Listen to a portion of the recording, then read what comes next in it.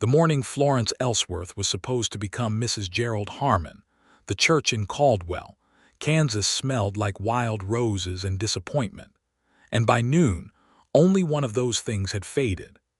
It was the summer of 1878, and the Kansas prairie stretched out in every direction from the small town of Caldwell like a golden sea that nobody had ever fully crossed without losing something.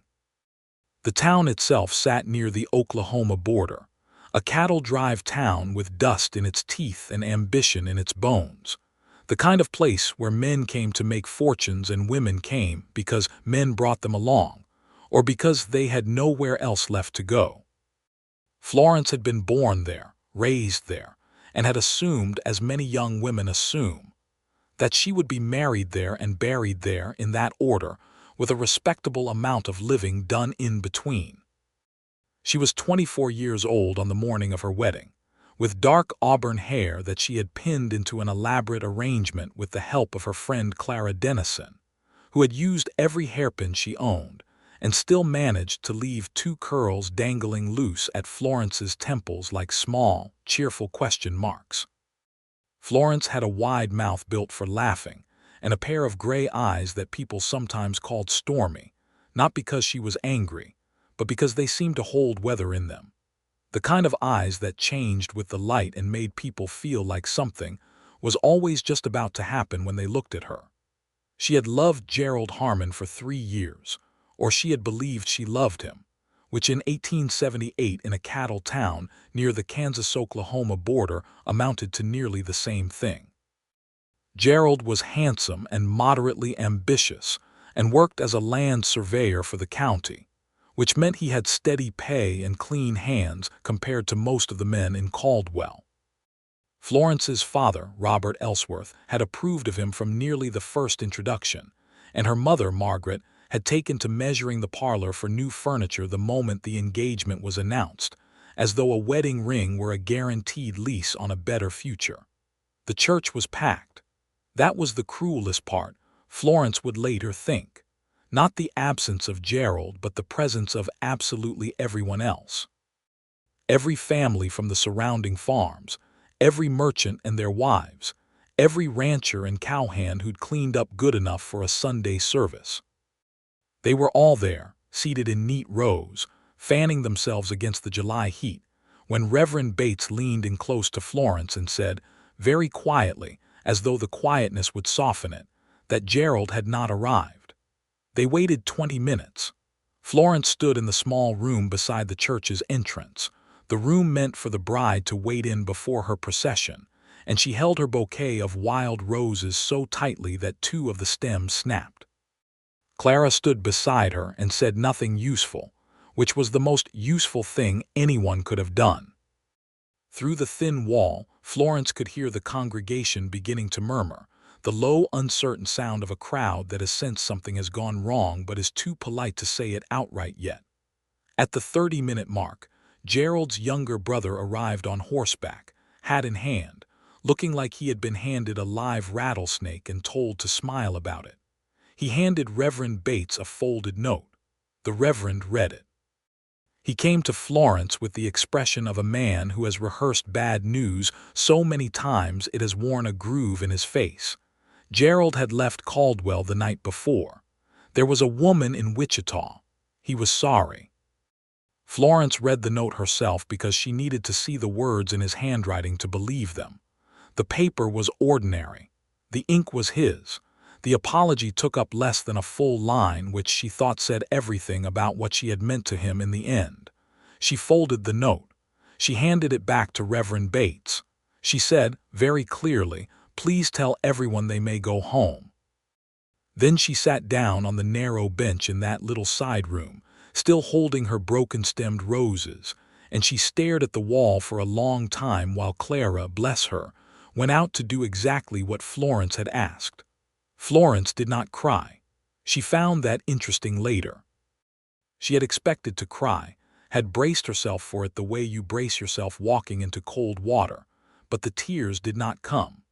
What came instead was a strange and thorough numbness, like the feeling in a hand that has gripped something too hard for too long. She simply sat there in her wedding dress in the empty little room while the sounds of the congregation dispersing filtered through the walls, and she thought, with a peculiar clarity, that she had no idea how to get herself home. The church was 3/4 of a mile from the Ellsworth house. Florence had ridden there in the Dennison family's wagon because it had been decided that it was unlucky for the groom to see the bride traveling to the church, and so the women had taken the wagon and the men had walked. Now Clara had gone, and the wagon was presumably gone with it, and Florence's parents would be somewhere in the distressed shuffle of the departing crowd, and she did not want to see them yet.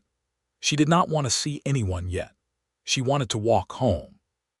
She needed the air and the distance and the ordinary motion of putting one foot in front of the other, because right now that was the only thing that felt like something she could actually accomplish. She slipped out the side door of the church. The July sun hit her like a flat hand. She had forgotten just how bright a Kansas summer afternoon could be, the kind of brightness that made everything look slightly unreal, slightly bleached, as though the world were a watercolor painting left out in the rain. The street in front of the church was still clearing, wagons pulling out, men on horseback nodding to each other, women talking in low voices with their heads bent together. Florence went around the back of the church and found the lane that ran along the edge of town, the one that cut past the livery stable and the back of the general store, and then opened into the long straight road that led north toward the Ellsworth property. She had gone maybe 40 yards when she heard footsteps behind her. Miss Ellsworth. She turned. He was not someone she knew well. She knew his name, Dexter Abbott, because Caldwell was small enough that you knew most names, and because he had come into her father's dry goods store twice in the past year to purchase supplies. He was a cowhand who worked for the Garfield Ranch east of town, had been there for about 2 years as far as she knew.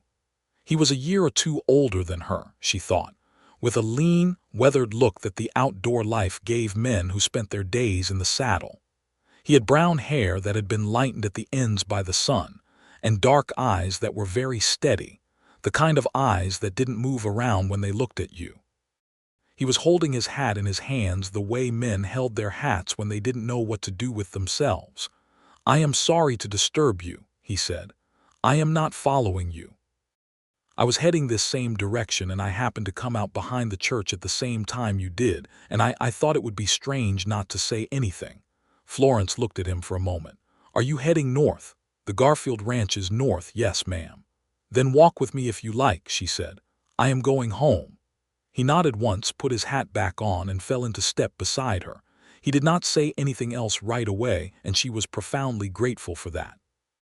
They walked through the back lane and turned onto the north road, and the town fell behind them, and the prairie opened up on either side, and Florence looked straight ahead and breathed the hot, dry air and felt the numbness in her slowly begin to shift into something else. Not grief yet, more like the feeling of a room after a window has been opened. "You do not have to stay," she said after a while. "I am perfectly capable of walking alone." "I know you are," Dexter said. "You have that look about you." She glanced at him. "What look is that?" "The look of someone who could walk a good deal further than 3/4 of a mile if the occasion called for it." She almost laughed. It surprised her so much, the almost laugh, that she pressed her lips together and looked back at the road. "You were at the church," she said. "Garfield's foreman asked us all to go, said it was a matter of the town community. I believe he just wanted an excuse to wear his good shirt." He paused. "I am sorry for what happened." Florence said nothing for a moment. A meadowlark called from somewhere in the grass to their left, bright and perfectly unaware of the day's events. "Did you know him?" she asked. "Gerald, I knew who he was." "What did you think of him?" Another pause. Dexter Abbott seemed like a man who weighed his words before spending them.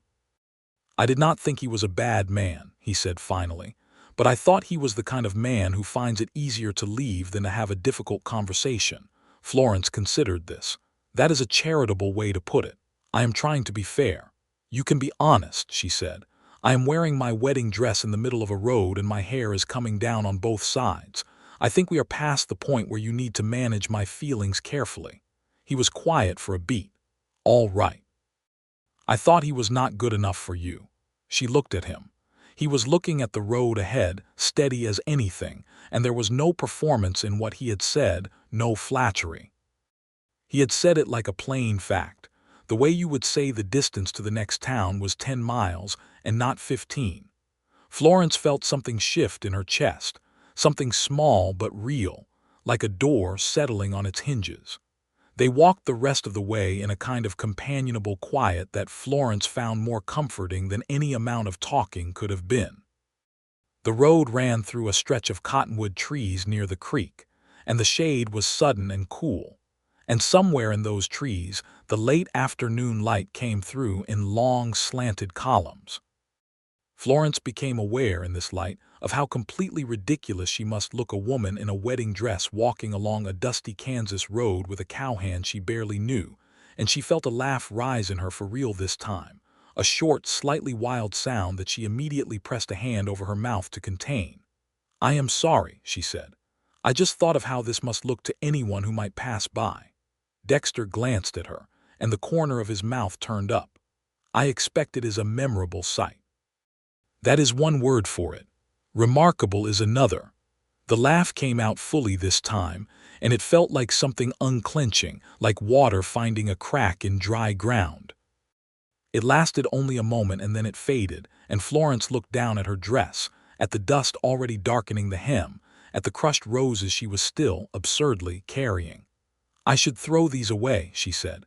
"Keep them," he said. "Throw them away later when you're sure you want to." She looked at the roses. She tucked them against her side and kept walking. The Ellsworth house appeared around a bend in the road, a white frame house with a wide porch and a kitchen garden along the south side. Florence's mother's roses grew along the porch rail, and the sight of them, pink and ordinary and completely indifferent to the day's calamity, made Florence's throat tighten for the first time. She stopped at the gate. Dexter stopped beside her. "Thank you," she said, "for the company." "Of course," he said. She should have said good day and gone inside. Instead, she found herself saying, "Would you like some water? It is a long way back to the ranch." He looked at her with those steady, dark eyes. "I would not want to put your family out." "You would not be putting anyone out. My family is not home yet. I suspect they are still at the church dealing with the aftermath of all this." She gestured vaguely at herself, at the dress, at the general situation. "And I would not mind the company for a few more minutes if you are willing." He came through the gate. They sat on the porch, Florence with a glass of cool water she had drawn from the kitchen, Dexter with the same. The afternoon was deepening, the light going amber and long, and the horses in the Ellsworth paddock moved slowly in the heat and flicked their tails. Florence had unpinned most of her hair by now, and it hung loose over her shoulders, and she had taken off her good shoes and set them beside her chair, and the relief of sitting in the shade, without performing anything for anyone, was immense. "Do you have family here?" she asked. "In Caldwell?" "No," he said. "I came from Missouri originally. I have a brother in Abilene. My parents passed some years back." "I am sorry."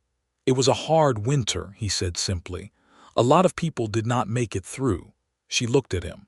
There was no self-pity in how he said it, only the bare weight of fact. She understood suddenly that this was a man who was acquainted with loss in a way that had not broken him but had compacted him, made him more solid somehow. She had met men who wore their tragedies on the outside like decorations. Dexter Abbott wore his differently, quietly, the way good quality wood absorbs weather. "What made you come to Caldwell?" she asked. "Work," he said, and the sense that somewhere new was better than somewhere familiar that had stopped meaning anything to me. She thought about that. "Do you like it, working for Garfield?" He tilted his head slightly. "It is honest work. The cattle drives are hard. The ranch work in between is steady. Garfield is a fair man. But do you like it?"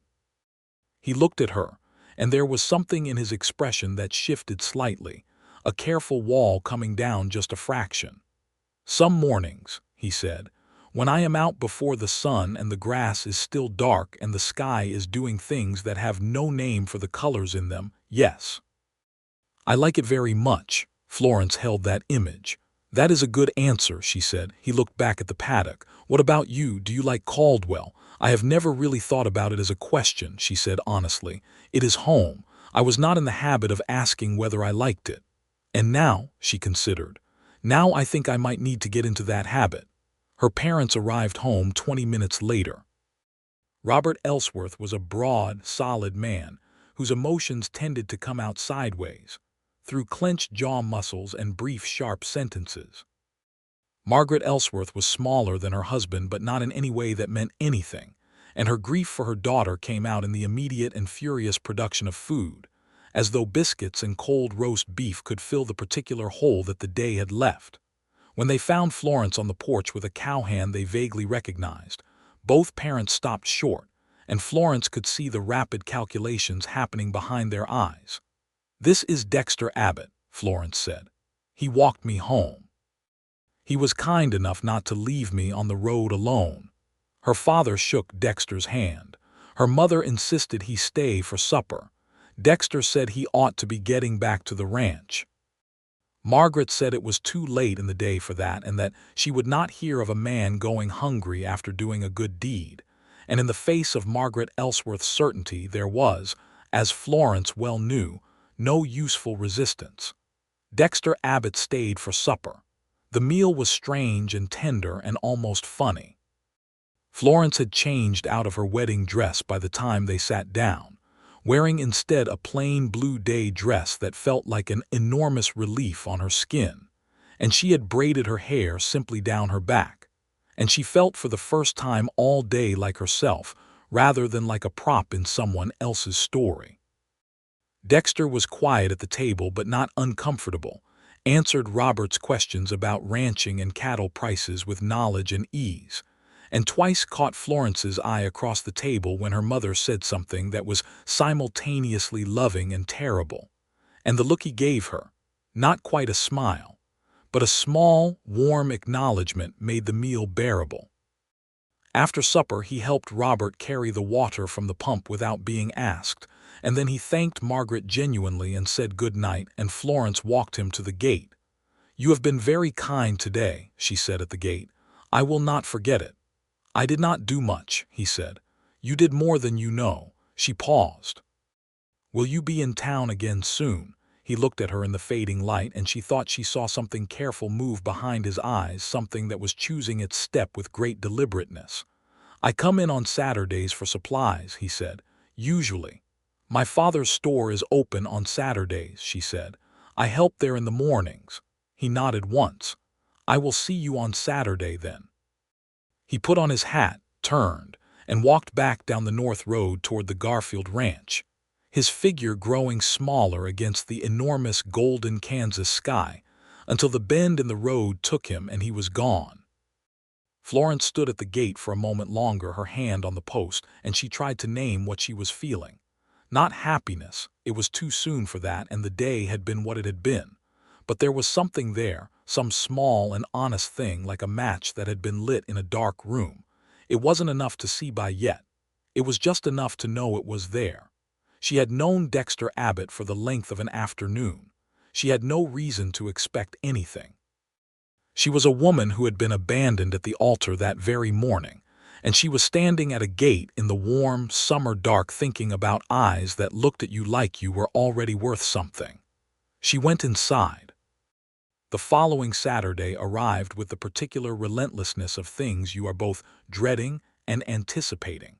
Florence had spent the intervening week doing everything that needed to be done and thinking, with more frequency than she would have admitted to Clara, about the conversation on the porch. She had also had less pleasant things to contend with. Gerald's name had circulated through Caldwell like a stone thrown in water, and the ripples were still expanding. Florence heard it from the women at the dry goods store, saw it in the careful, overly sympathetic expressions of neighbors who didn't know how to address it and so addressed it obliquely, through comments about the weather, and isn't it a pity about this and that. She handled all of it with a level of composure that surprised even herself. The store was busy on Saturday morning.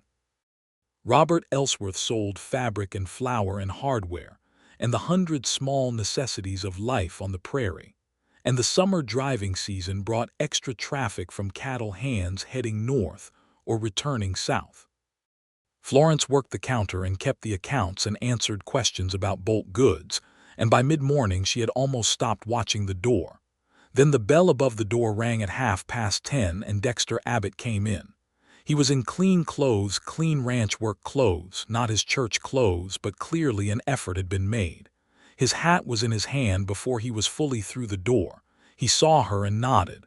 "Miss Ellsworth." "Mr. Abbott." She found herself straightening slightly and then was annoyed at herself for it. "What can I help you with?" "Flour," he said, 20 pounds, and coffee if you have the decent kind." "We have the decent kind." She gathered his order. He leaned on the counter and watched her, not in a rude way, in an attentive way, as though he was genuinely interested in how she moved through the space. It made her feel seen, which was both good and slightly unnerving. "How has your week been?" he asked. "Survivable," she said, "which I count as a success under the circumstances." "You look well," he said, and then seemed to weigh whether he should have said that, and she found his small moment of uncertainty unexpectedly charming. "Thank you," she said. "You look less like a man who has just delivered bad news than you did last Saturday, which I also count as an improvement." He laughed. It was a good laugh, quiet but genuine, and it changed his face considerably, opened it up like a window in a closed room.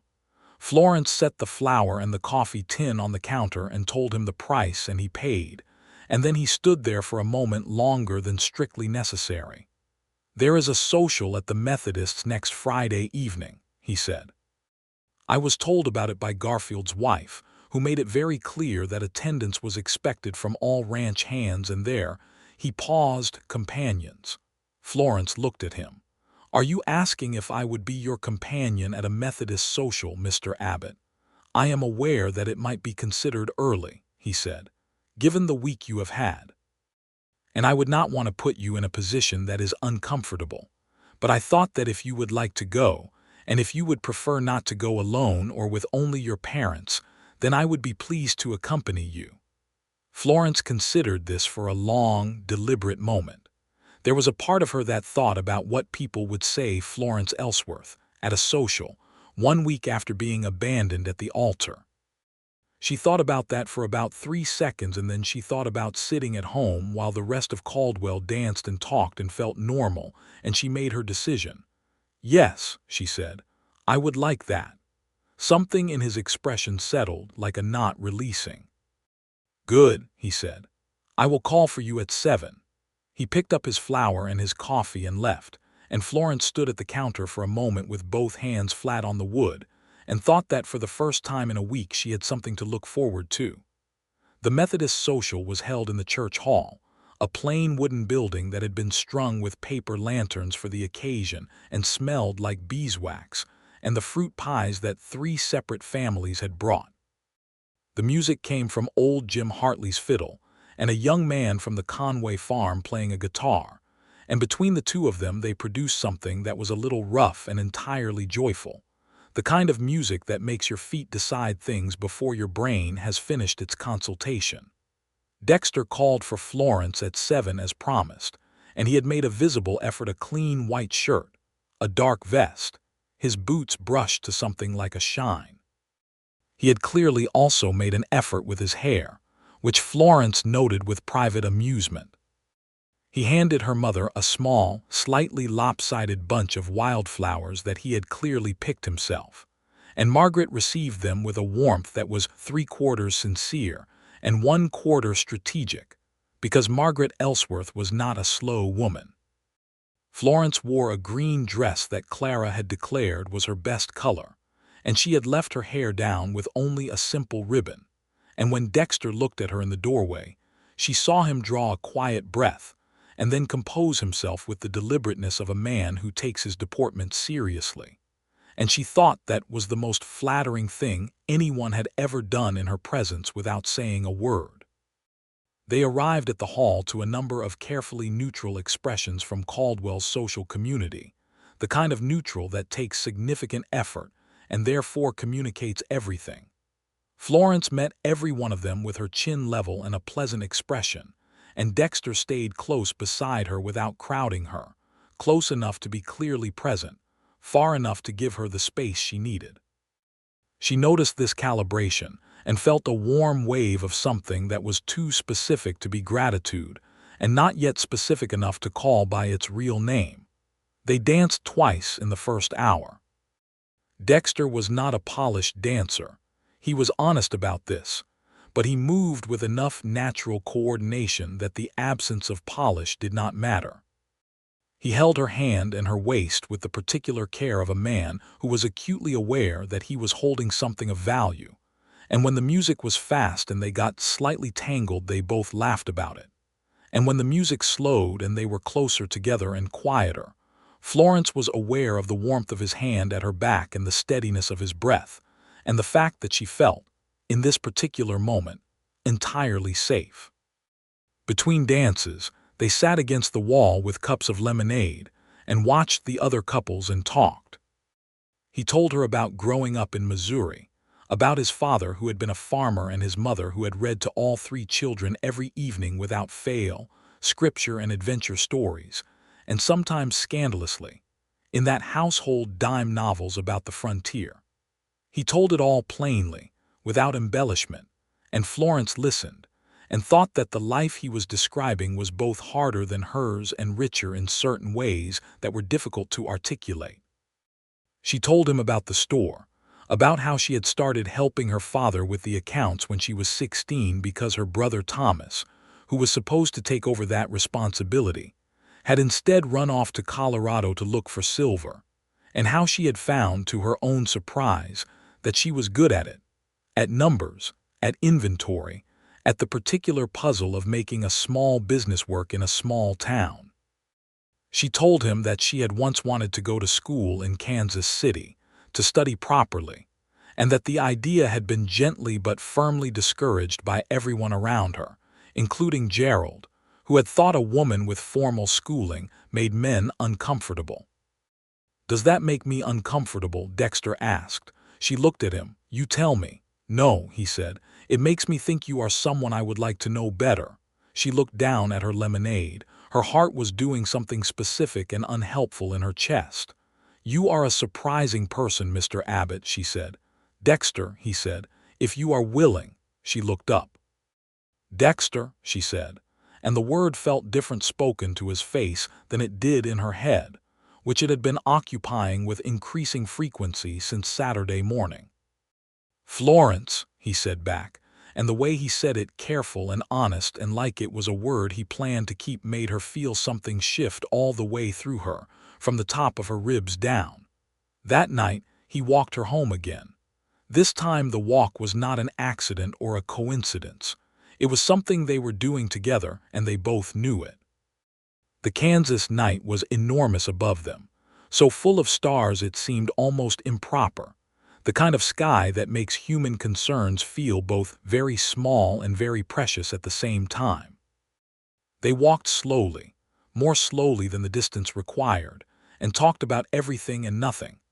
About the cattle drive season, and whether it would be a good year, about the town and its ambitions, about books they had read, about the particular quality of the light on the prairie in the early morning which he had mentioned once before, and which she found she was now curious about in the way you become curious about places people describe as though they are beloved.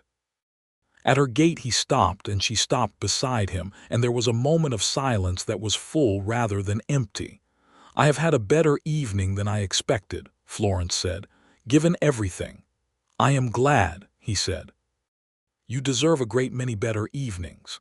She looked up at him. In the dark his face was all plains and shadow, and his eyes were very steady and very honest, and there was nothing in his expression that was trying to take anything from her, nothing that wanted anything except perhaps to be in her company for as long as she was willing to allow it. "Good night, Dexter," she said. "Good night, Florence." She went inside. And this time the warmth stayed with her all the way up to her room and followed her into sleep. The weeks that followed had a rhythm to them that Florence had not anticipated and did not take for granted. Dexter came to the store on Saturdays. Sometimes, when Garfield's work permitted, he came into town on a weekday afternoon as well, and they would walk along the main street and talk, or sit on the store's back porch steps where Florence sometimes ate her midday meal. He was serious by nature but not somber, and he had a dry, quiet sense of humor that appeared without warning and made her laugh with a regularity that Clara found highly informative. Clara Dennison had thoughts about all of this. She shared them with Florence one afternoon in August when they were sitting in the Dennison kitchen with the windows open, shelling the late summer beans. "He looks at you like you hung the stars up yourself," Clara said without preamble. "He is a friend," Florence said. "Florence Ellsworth, you have been friends with half the men in this county for your entire life, and not one of them has ever made you wear that particular expression." "What expression?" "The one you are making right now, where you are trying very hard not to smile and your face is doing it anyway." Florence pressed her lips together. "I like him," she said in a tone that was meant to close the subject. "Obviously," said Clara. "The question is what you are going to do about it." "Nothing," Florence said. "Not yet, not quickly. I was going to marry a man 6 weeks ago, and the entire experience showed me that I had not understood him at all, which means I was not paying sufficient attention, or I was seeing what I wanted to see, or both. I do not intend to make that mistake again with anyone." Clara was quiet for a moment. Then she said more gently, "Not everyone is Gerald." "No," Florence said. "But I need to be sure I know who someone actually is before I let myself—" She stopped. "Before I make decisions." "That is sensible," Clara said. "But Florence, I have watched you the past 6 weeks, and I can tell you that whatever you are doing with Dexter Abbott, it is already a decision. You are just catching up to it." Florence threw a bean hull at her. Clara caught it and laughed, and the subject moved on, but the words stayed in Florence's mind longer than she would have admitted. In September, a matter came to a head that had been simmering since the summer. Gerald Harmon wrote a letter from Wichita. Florence's mother intercepted it, on the reasonable grounds that Florence was out at the store when it arrived, and read it before Florence came home, and then handed it to Florence with an expression that was attempting to be neutral and failing completely. The letter was an attempt at explanation that, in Florence's estimation, mostly succeeded at being a further apology for the inadequacy of the first apology. Gerald wrote that he had been frightened, that the woman in Wichita was someone he had known before Florence, that he had not handled any of it honorably and he knew it. He said he hoped Florence could, in time, think of him without too much bitterness. He did not ask to come back. Florence noticed this and felt something, not relief exactly, but a quieting. She read the letter once, folded it, put it in the kitchen stove, and watched it burn. Her mother watched the burning. "Is that all?" Margaret asked. "That is all," Florence said. Margaret nodded once, with the crisp satisfaction of a woman who approves of both decisiveness and the efficient use of household fire. That Saturday, when Dexter came to the store, Florence told him about the letter. She had not intended to, but she found herself telling him while she was measuring out his coffee, the way you tell someone a thing when you have been carrying it for several days, and they happen to be the person whose presence makes the weight of it drop naturally. He listened without interrupting. When she finished, he said, "How do you feel?" "Finished," she said. "Like I closed a door and heard the latch click." He nodded. He was quiet for a moment, and then he said, "I want to say something, and I want to say it plainly, because I find that is the only way I know how to say things." She set the coffee tin on the counter and looked at him. The store was empty. The morning light came through the window and lit the dust motes in the air between them. "I care about you," he said. "I have cared about you since the afternoon I walked you home in July, and it has grown considerably since then. I am not asking for anything from you right now. I understand that it has not been long and that the year has been difficult and that you are a woman who takes her own measure of time and trusts her own judgment, which is one of the things I admire about you. I only want you to know where I stand, so that you have accurate information." Florence looked at him for a long moment. Her heart was loud in her ears. "That is the most careful declaration of feeling I have ever heard," she said. "I am a careful person," he said. "I know." She took a breath. "I care about you too. I am not ready to make promises yet, but I want to be honest that, yes, I care about you." Something in his face did the thing it did sometimes, the opening up, the warmth coming through the careful surface of him like sun through cloud cover. And he said, very quietly, "That is enough. That is more than enough." October came in cool and golden, the cottonwoods along the creek gone yellow and the mornings carrying the first real edge of the coming cold. The cattle drives were winding down for the season, and the town of Caldwell was settling into its autumn self, quieter, more inward, the particular quality of a place that is bracing for winter. Dexter's schedule eased somewhat when the drives were done, and ranch work became maintenance rather than the grueling pace of the summer, and he found more time to come into town. He had developed the habit, with Robert Ellsworth's clearly pleased permission, of eating supper at the Ellsworth house on Sunday evenings, and Florence found that she looked forward to Sunday evenings with a specific and consuming anticipation that she had stopped trying to minimize. He helped with things around the house without being asked in ways that were both useful and characteristic. He fixed the gate latch that had been sticking since spring. He re-shingled a section of the back porch roof, with Robert's help one cool October Saturday when the weather was fine enough for it. He sat with Florence in the evenings and listened to her read aloud from the books on her shelf. She had a fondness for novels, had read Scott and Dickens, and was currently working through a well-worn copy of Jane Eyre, and he listened with the quality of attention that she had come to recognize as native to him, the way he gave himself to things fully when he chose to give himself at all. One Sunday evening in late October they were sitting on the porch after supper in the early dark, wrapped in coats against the chill, and the stars were out in their extravagant Kansas numbers, and Florence was thinking about several things at once the way she often did in the evenings. She was thinking about the store accounts, which needed reconciling. She was thinking about a letter she owed Clara. And she was thinking, with a directness she had been approaching for weeks now from various angles, that she was in love with Dexter Abbott. She had arrived at this conclusion carefully, the way she approached every important conclusion, by examining it from multiple directions and testing it against what she knew to be true and what she had observed to be true and what she felt in the parts of herself that were beyond both knowledge and observation. It was not infatuation. She knew what that felt like, had felt it for Gerald in the early days, that bright, breathless thing that was mostly about surface. This was different. This was the feeling that came from knowing someone, from having spent months in company with a person, and found that the more you understood them, the more you valued what you found. This was the particular warmth of knowing that someone knew you, not just the pleasant version of you, but the version that was tired and blunt and occasionally sharp and chose to stay in your vicinity anyway. She turned to look at him. He was looking at the stars, the lamplight from the window falling across half his face, and he looked in this moment like something she could not imagine not having in her life. "Dexter," she said. He turned.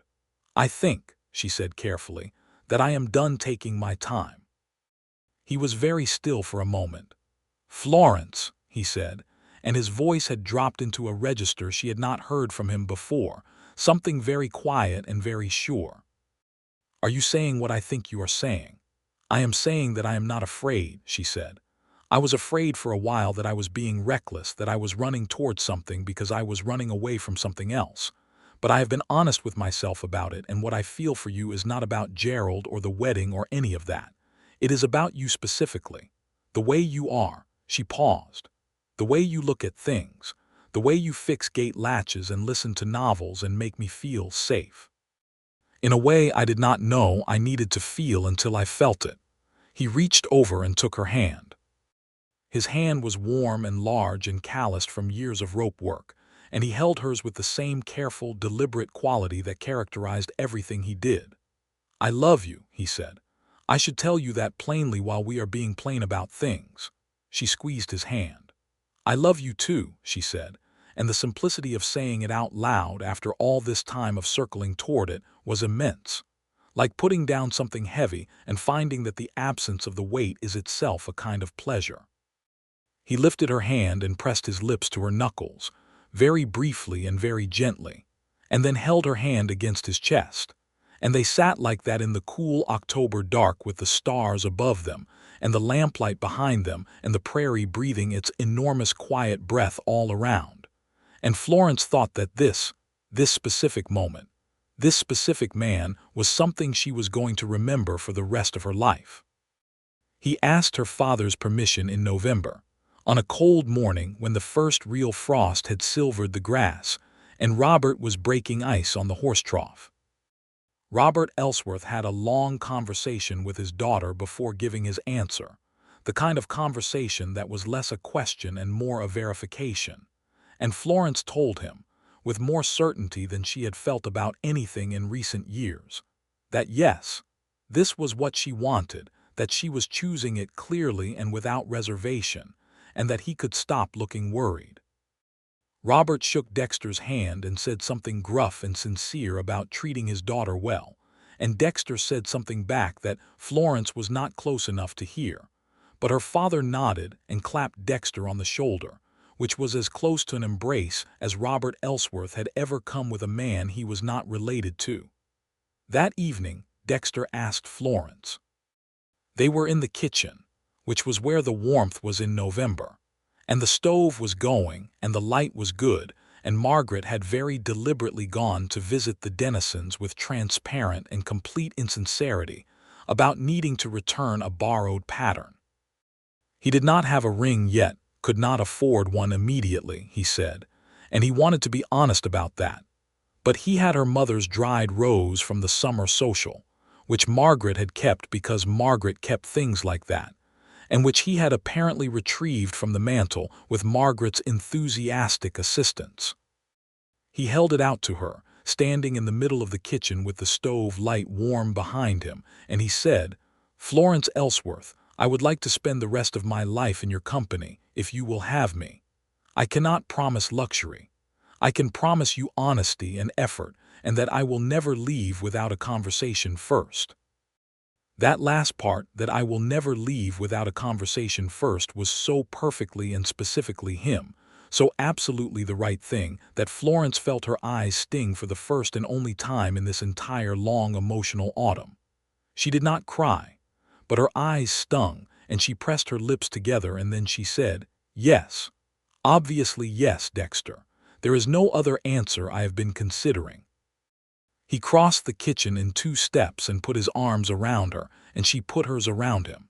And they stood there in the warm kitchen light holding each other with the particular quality of 2 people who have arrived somewhere they were always heading, and are very glad to have stopped traveling. Margaret came home exactly 40 minutes later, which was perhaps the most transparently timed return in the history of Caldwell, Kansas, and Florence suspected her mother had spent the intervening time sitting in the Dennison parlor counting minutes and pretending to admire Clara's embroidery. The engagement was announced, and Caldwell responded with a warmth that surprised Florence and did not entirely surprise Dexter, who had formed a quiet assessment of the town's fundamental decency beneath its tendency toward gossip. People were glad for her. Even the women who had been most elaborate in their sympathy after the July disaster seemed genuinely pleased, which Florence found both touching and instructive about the relationship between pity and goodwill. There were also, she would be honest, a few voices that said it was all very sudden, and wasn't it interesting that she had recovered so quickly, and wasn't the timing a little? But Florence had by this point developed a complete immunity to that particular category of observation, and she found that the most effective response was a pleasantly blank look and a change of subject. Gerald Harmon, she heard through the efficient channel of small-town news, had married the woman in Wichita. Florence received this information at the store counter, delivered by old Mrs. Beaumont, who had clearly been looking forward to delivering it, and Florence said, "Oh, how nice for them," with complete sincerity, and then asked if Mrs. Beaumont needed anything from the Bolt fabric section, and the matter was fully and finally closed. They were married in March of 1879, when the worst of the Kansas winter was over and the first grass was coming up green along the creek banks, and the cottonwoods were putting out their earliest leaves. The wedding was smaller than the July ceremony had been. This was partly by choice. Florence had no particular interest in repeating the spectacle, and what she wanted was something true rather than something impressive, and partly because winter in Kansas had a winnowing effect on plans and guest lists. The same church, the same Reverend Bates, who shook Florence's hand before the ceremony with the expression of a man who feels he has made a personal contribution to the outcome and is modestly proud of it. Dexter stood at the front of the church and watched her come down the aisle, and his face did the thing it did, the opening, the warmth coming through, and it was so much more than Gerald had ever looked at her that Florence felt it in her sternum, a warm, settled percussion that steadied her steps. Clara Dennison stood beside Florence, and the Garfield Ranch foreman stood beside Dexter, and the vows were spoken plainly and honestly, and when Reverend Bates pronounced them, Mary Dexter kissed her with the same careful deliberateness that characterized all his best actions, and the small congregation applauded. Margaret cried. Robert clenched his jaw and his eyes were very bright, and he shook Dexter's hand immediately after the ceremony with a force that communicated everything words would have made clumsy. Florence was 24 years old, married in March in a church full of early spring light, and she felt, for the first time in a long time, entirely in the right place. They moved into a small house on the east side of Caldwell, rented initially from a farmer named Jessup, who was spending the season in Kansas City with his daughter. It was not large, 2 rooms downstairs and 1 above, a kitchen garden that wanted work, a fence that leaned, but it was theirs in the immediate and practical sense, which was the sense that mattered.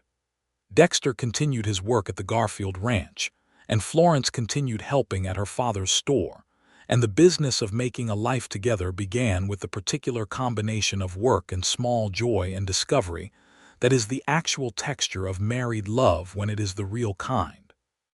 The discoveries were many.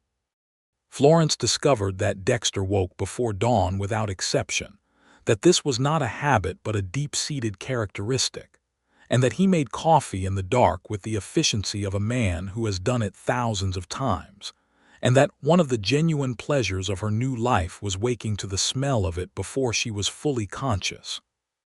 Dexter discovered that Florence was the kind of woman who rearranged things for efficiency, and then rearranged them again when she had a better idea, and that asking why something had moved was less useful than learning the system, and that the system was always, ultimately, better. They discovered together that they both liked the evenings most, that they were both constitutionally inclined to the particular peace of a quiet house in the late hours when the day was finished, and there was nothing required of either of them. They argued sometimes, not frequently, and not with great heat, because they were both people who preferred precision to volume. There was an argument in their first month about money. Florence had a clear and specific plan for the household budget, and Dexter had made an unilateral decision about a saddle repair that had cost more than she had allocated, and the argument was less about the saddle and more about the process, about her wanting to be consulted, about her being a full partner in the management of their shared life and not a dependent. Dexter listened to all of this very carefully and then said, "You are absolutely right and I am sorry." And then they had a long conversation about what their financial decision-making would look like going forward, and they made a plan together. And Florence felt, after the plan was settled, that she understood what a real marriage could be in a way she had not fully understood from the outside of one. He was, in all the ways that counted, exactly what he had appeared to be in those early weeks. She had been afraid of that. She realized, afraid that patience and steadiness and care were a performance, something that would give way under the pressure of ordinary life to reveal something smaller and less trustworthy underneath. But it did not give way. He was more himself the longer she knew him, and the more he was himself the more she loved him, and this was the particular luxury of marrying someone you had spent real time understanding before you committed your life to them. In the spring of their first year together, Florence began keeping proper books for her father's store, a full accounting system that she had read about in a merchant's manual she'd found among a lot of books purchased from an estate sale. The difference in clarity was immediate and significant, and Robert Ellsworth was so visibly impressed with his daughter that he offered her a formal salary, which she accepted, and which she and Dexter then folded into a savings plan toward buying a house rather than renting. In that same spring, two events occurred in Caldwell that touched their lives differently. The first was a cattle drive dispute that turned briefly violent near the edge of town, a disagreement between a trail boss and a local rancher over water rights that ended with two men wounded and a third arrested. It was the kind of incident that served as a reminder of the specific volatility of the cattle town environment, the way the drives brought with them a certain lawlessness that Caldwell's growing civic ambitions were always working against. Dexter had not been involved, but he came home from the ranch that evening thoughtful and quiet, and over supper he talked about the increasing sense that Caldwell was changing, that the drives wouldn't last forever, that the railroad was changing the patterns of everything. "Would you want to leave?" Florence asked. He looked at her across the table. "Would you?" "My father's store is here," she said. "My family, Clara," she paused. "But I am not unconditionally tethered to this particular piece of ground if there were good reason to go somewhere else. I have been thinking," he said carefully, "about land. About the fact that Garfield is offering some of his east acreage for purchase at a price that is manageable within the next year if we save as we are saving." Florence put her fork down. "Tell me about the land." He described it. 80 acres east of the Garfield main ranch, good grass, a creek running through the eastern portion, a small structure already standing that could serve as a start on a proper house. He had looked at it twice, he said. He had been looking at it in his mind considerably more than twice. "What would you do with it?" she asked. "Ranch," he said.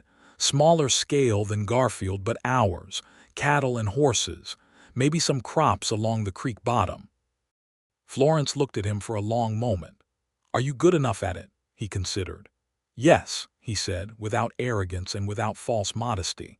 "I am good at it." "Then let us figure out how," she said. The second event of that spring was that Florence discovered she was pregnant. She told Dexter on a Thursday evening in April, sitting across from him at the kitchen table with the windows open and the smell of the new grass coming in on the breeze. She told him directly, without build-up, because that was how she did things. He sat very still for a moment. Then he reached across the table and took both her hands. "Are you well?" He asked first, and she thought that was very much him, the first question being about her rather than about the fact itself. "I am well," she said. "A little sick in the mornings, but well." He was quiet for another moment, and she watched his face move through something surprise, then a slow, deepening, almost wondering quality that settled into something that was, she thought, very close to joy. "Florence," he said. "I know," she said. He stood up and came around the table and sat beside her and put his arms around her. And she leaned into him and thought about the way a life can arrange itself around you when you are not entirely looking. The way things you did not plan become the things you cannot imagine having not happened. The baby arrived in November of 1879, on a cold, bright afternoon when the frost was on the windows and Margaret Ellsworth was in the house, and Clara Dennison was in the house, and Dexter was in the yard doing every unnecessary task he could find, because men in that era were efficiently kept out of the birthing room, and he was channeling his anxiety into fence post inspection with great dedication. The baby was a boy. Florence named him Samuel after Dexter's father, and Dexter received this information sitting in the kitchen doorway with his hat in his lap, and the expression on his face was one that Florence would describe later to Clara as the most completely undone she had ever seen a composed man look, and it was very beautiful. They brought Samuel home to the small rented house, and he was loud and hungry and relentlessly present in the way of all newborns, and the sleep they lost was staggering and irrelevant. Florence nursed him by the stove in the early mornings while Dexter made coffee in the dark, and sometimes he sat across from her with his cup and they watched their son in the fire and said nothing at all, and the silence of those mornings was the fullest silence Florence had ever known. In the spring of 1880, they bought the land. The purchase of the 80 acres east of the Garfield Ranch was the accumulation of everything they had saved, everything Florence had earned from the store accounts, and a small loan from Robert Ellsworth, who made it clear it was a loan and not a gift, and also made it clear, through the extravagance of his interest rate of 0%, that the distinction was largely ceremonial. The existing structure on the land was a two-room cabin that Dexter and two of the Garfield hands spent 6 weekends in the spring repairing and expanding, adding a proper bedroom and a kitchen lean-to, and Florence supervised the kitchen construction with the energy of a woman who has had opinions about kitchen organization for many years and now has a kitchen to implement them in. The garden went in along the south side. The creek was exactly as Dexter had described it, and in the mornings it made a sound against its stones that Florence found she required. Caldwell continued to change around them. The cattle drives were evolving, the town was growing, a newspaper had started up, a school had been established. Florence was on the school's founding committee, partly because she cared about it, and partly because Robert Ellsworth had told 3 separate town council members that his daughter would be excellent for the committee, and not waited for them to disagree. Her role there gave her a satisfaction distinct from the store work, a sense of contributing to something that would last beyond the immediate season. Dexter built the ranch with the same quality of care he brought to everything slowly, without cutting corners, choosing well. By the end of 1880, he had 20 head of cattle and a reputation among the neighboring ranchers as a man who knew horses and could be trusted, which in that community was the best kind of currency. He hired one hand, a quiet young man from Texas named Eli who was 17 and needed work, and reminded both Florence and Dexter, independently and simultaneously, of a younger, less settled version of Dexter himself. They fed him supper 3 nights a week and paid him a fair wage, and Dexter taught him everything he knew, which was considerable. It was Eli, in fact, who brought the trouble of that autumn, and it was trouble of the minor but real kind that the period was prone to.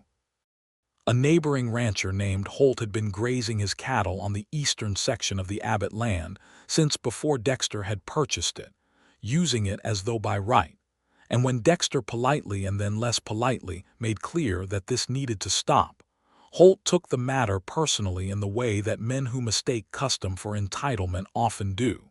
There were words exchanged. There was a night when Dexter came home with a cut on his cheekbone that he described as the result of a conversation that had become emphatic, and Florence cleaned the cut with a cloth and told him that if they needed to involve the county sheriff, then they would involve the county sheriff, and that was the end of the matter. "You are very calm about this," he said while she cleaned his face.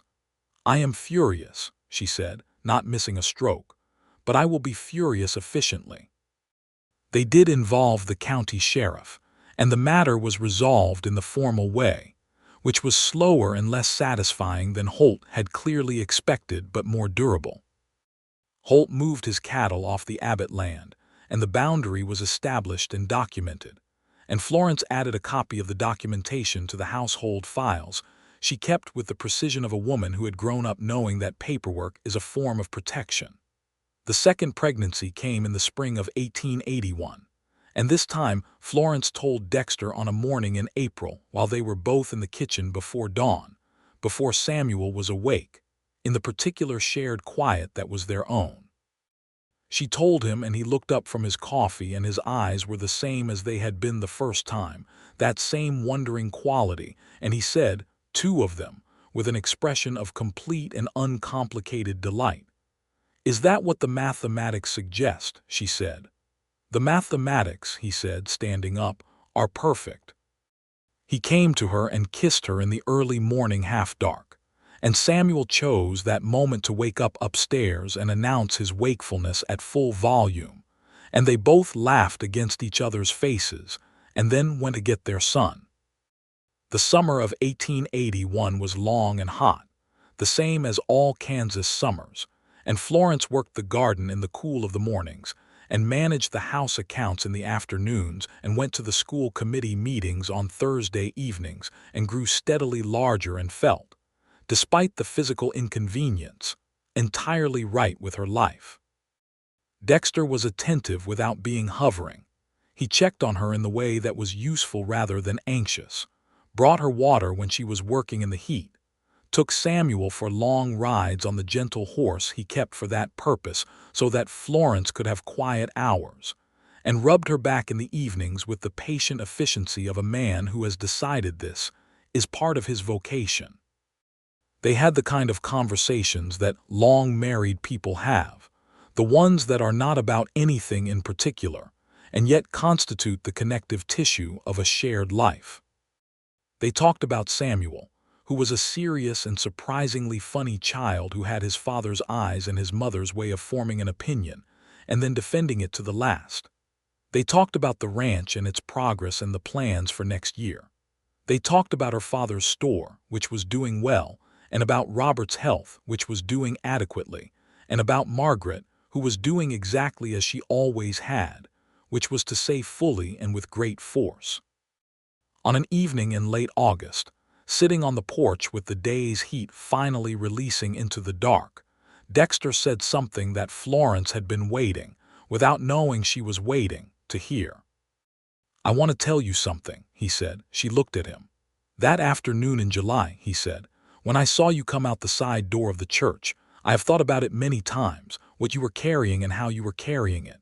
You were walking like someone who has decided the only way through a thing is to go straight through it and not wait for someone to carry you. I thought I had never seen anything so brave in my life." Florence was quiet for a moment. The stars were out.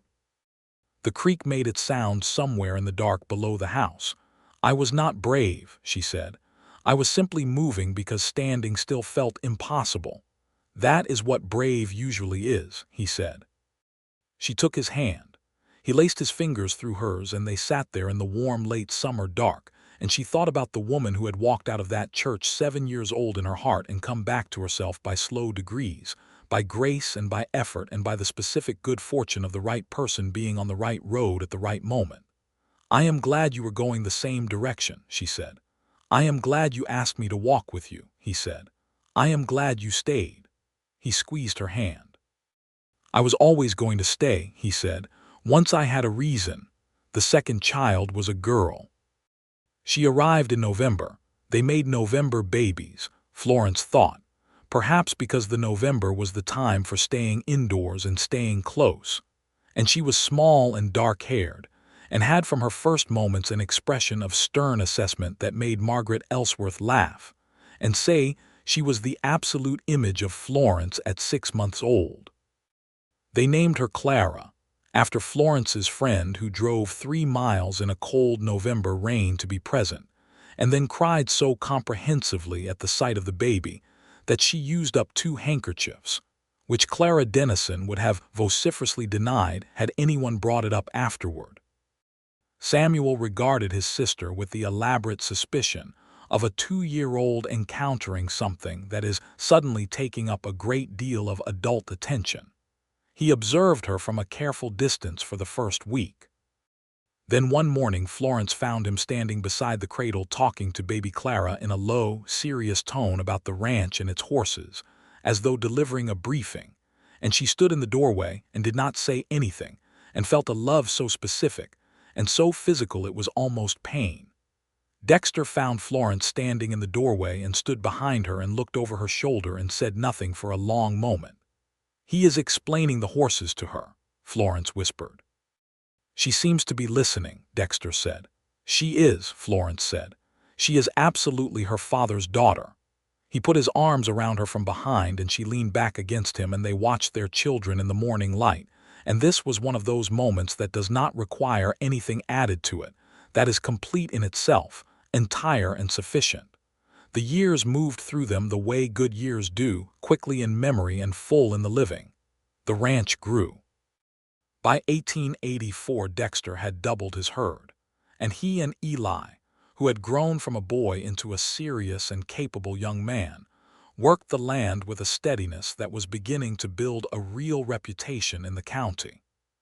Florence ran the household accounts and the school committee, and by 1883 had become an unofficial bookkeeper for 3 other local businesses whose owners had noticed the quality of her work and asked for her help. She charged a fair fee and maintained her own files, and felt the particular satisfaction of work that used all of her abilities. Samuel started school and was immediately a difficult student in the best possible way. The kind of child who asks questions the teacher is not prepared for, and then waits with patient expectation for a satisfactory answer. His teacher told Florence that he was a challenge and also the most interesting student she had. Florence said that was consistent with her experience, and that she was sorry and not sorry in equal measure. Clara, at 3 and then at 4, was her brother's shadow and her father's companion and her mother's reflection, and the combination of these 3 inheritances made her a startling individual who would walk up to strangers and animals and unfamiliar situations with a level of confidence that Florence found both alarming and recognizable. In 1885, Clara Dennison got married to a farmer named William Porter who had come to Caldwell from Ohio the previous year, and who had the good sense to recognize immediately what he was dealing with, and the better sense to think this was wonderful. And Florence stood beside her at the wedding, and felt the particular complex emotion of someone who is both entirely happy for a person and deeply aware of the distance that marriage tends to make between women who have been close. She and Clara maintained their friendship with the deliberate effort that it now required, and that effort was worth every bit of what it cost. In 1886, the cattle drives out of Caldwell effectively ended. The railroad had changed everything. The ranges were being fenced. The great open drives that had defined the town's character for 15 years were gone, and Caldwell began the slow process of becoming a different kind of place. It was a change that affected the Abbott Ranch too, required adjustment and adaptation, and Dexter made those adjustments with his characteristic steadiness, shifting the operation more toward horse breeding, which he was good at, and which the changing West had particular need of. It was not without difficulty. There were 2 hard years, 1887 and 1888, when the combination of drought and low prices made everything tighter, and Florence's bookkeeping took on an urgency during those years that was less pleasurable and more like surgery, finding every possible efficiency, every place where they could hold on. They held on. Dexter never said they could not. Florence never said she was afraid. They did not pretend to each other that things were easy when they were not, but they also did not catastrophize, did not treat difficulty as disaster, and they found that holding the truth between them steadily, "This is hard, and we are going to be all right," was its own kind of stability.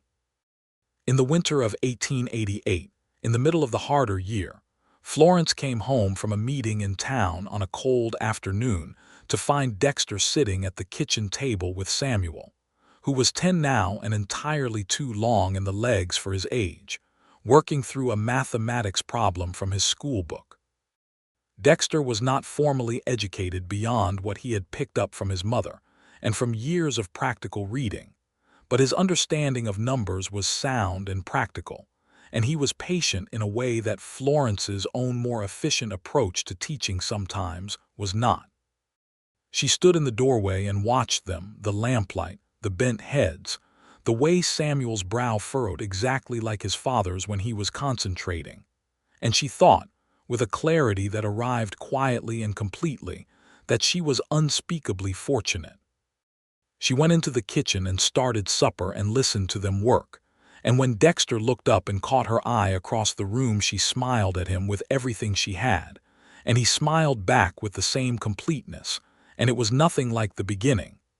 It was better than the beginning, the way knowing someone fully is better than discovering them for the first time. The way certainty is better than hope. The drought broke in 1889. The cattle market recovered by degrees. The horse operation that Dexter had built proved sound, and by 1890 the Abbott Ranch was stable again, and beginning to grow beyond stability into something that felt genuinely like prosperity. Not the sudden wealth of lucky men, but the accumulated result of steady work and good decisions, and the kind of partnership that made the whole enterprise larger than either person could have managed alone. Samuel, at 12, was already spending his Saturdays on the ranch learning everything Dexter could teach him, with a seriousness that suggested he had made a decision about his future with the same methodical quality his mother brought to important conclusions. He had his father's patience and his mother's mind for systems, and Dexter sometimes said, watching him work, that the boy would run the whole operation better than either of them before he was 20. Clara, at 9, had decided she wanted to be a teacher. She announced this at the supper table one evening with the tone of someone reporting a fact rather than expressing a wish, and Florence looked at her daughter across the table and thought about the school committee and the years she had spent building something that now apparently had produced a student who intended to perpetuate it. And she felt a warmth in her chest that was pride and something more than pride, something close to legacy. Dexter said, "Then you will need to be a very good student yourself first," and Clara said, "I know that," in a tone that suggested she found this observation somewhat below her current concerns, and Dexter's mouth curved up exactly as it had that first day on the North Road when Florence had said something sharper than he was expecting, and Florence thought that this moment, this table, these children, this man, was the entire answer to every question she had not known how to ask when she was 24 years old in a wedding dress with broken-stemmed roses, wondering how to get herself home. Florence would be 36 years old the following spring. She thought about this sometimes, not with sadness but with a kind of attentive appreciation, the way you appreciate a view more when you have walked some distance to reach it. She was not the same woman who had stood in that church side room holding wilting roses and staring at a wall. That woman had been younger and less certain and waiting, she thought now, for something she had not yet understood she needed to find in herself before she could find it anywhere else. She had found it. She had found it in the particular way that people find the essential things, not by looking for it directly, but by making the choices that led to it, by walking when the alternative was standing still, by accepting company when it was offered honestly, by staying when she could have retreated, by choosing when she might have delayed. On a Saturday evening in October of 1890, Florence was sitting in the kitchen with the lamp lit and the accounts of the horse operation spread before her on the table. The children were in bed. The house was quiet except for the creak and the wind and the sound of Dexter coming in from the stable, the particular sound of his boots on the porch boards that she had known for over a decade and would know anywhere. He came in and hung his coat and washed his hands at the basin and came to the table and looked at her papers. "Good?" he asked. "Very good," she said. "The quarter is the strongest we have had in 4 years." "That seems like cause for something," he said. "It seems like cause for bed," she said. "I have been accounting since after supper." He reached over and closed the ledger book. "Leave it," he said. "Come outside for a moment. I want to show you something." She looked at him. His expression was that specific one, warm and slightly conspiratorial, the one that meant he had arranged a small pleasure for her, which he did sometimes without announcement, with the same quiet thoughtfulness that had characterized him from the beginning. She followed him onto the porch.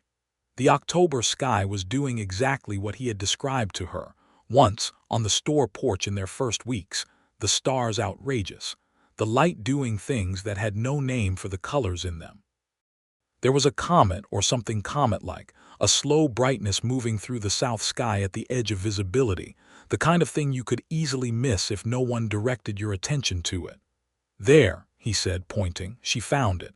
A long, faint streak of light in the south, deliberate and unhurried. "How long will it last?" she asked. "A few more nights, they say." They stood and watched it for a while. His arm was around her shoulders and she was leaning against him, and the night was cold but not bitterly so, and the ranch was quiet, and their children were asleep inside, and the creek ran over its stones in the dark with its particular clear sound that Florence had made part of herself over the years. "Do you know what I think about sometimes?" she said. "Tell me." "That afternoon," she said. "The road. The way you were behind me and I turned around and you were standing there with your hat in your hands looking like you had not planned on any of this either." He made a quiet sound that was something between a laugh and an acknowledgement. "I had not planned on any of it," he said. "But you stayed. You asked me to." "I asked you to walk with me," she said. "I did not ask you to stay." He was quiet for a moment. "You asked me to stay with the porch and the water," he said, "and then with the Saturday and the social, and then with every other thing after that. You asked me to stay in every way that mattered, Florence. You just did it slowly, which I thought was exactly right." She turned her face toward him. In the starlight and the faint comet light he looked the way he had always looked, honest, steady, hers. The years had weathered him into something that was better than the young man she had first seen, not worse. The lines around his eyes were from sun and from laughing, and both were her doing in part, and this thought was one she kept like a held thing. "I am very glad you were going the same direction," she said. "You said that once before," he said, "on the porch, years ago. I say it again because it is still true." She turned back to the comet. "And because some things are worth repeating." He held her closer, and they stood on the porch of their house on their land under the Kansas stars, and the comet moved its slow bright way through the October sky, and Florence thought about everything. The church, the road, the gate, the porch, the store counter, the kitchen in November with two bent heads over a mathematics book, the sound of her daughter announcing her future over the supper table, the sound of Samuel's voice briefing baby Clara on the horses, while the morning light fell in, and she thought that a life is not a story you plan. It is a road you walk, one choice at a time, one step following the one before, and sometimes the road turns where you did not expect, and sometimes you come out the side door of a church in a wedding dress and someone is there, going the same direction, hat in hand, waiting for nothing at all and arriving at the exact right moment. She had been abandoned at the altar. She had walked home. And the man who walked her home had stayed, because she had asked him to, and because he was the kind of man who kept his promises even when they were made of nothing more than a presence, a patience, a willingness to go the same direction. The comet arced on through the south sky, bright and complete in itself, and the creek ran below the house, and the ranch breathed its nighttime breath around them. And Florence Abbott, she was Abbott now, had been Abbott for 11 years, wore the name like something that fit correctly, held her husband's hand and watched the light move across the sky and felt that the world, for all its difficulty and all its surprise, had done right by her in the end. Not because it had gone as she planned, because it had gone better. The next morning she woke before dawn, which she almost never did, and the house was dark and the stove was cold, and she lay there for a moment in the good silence.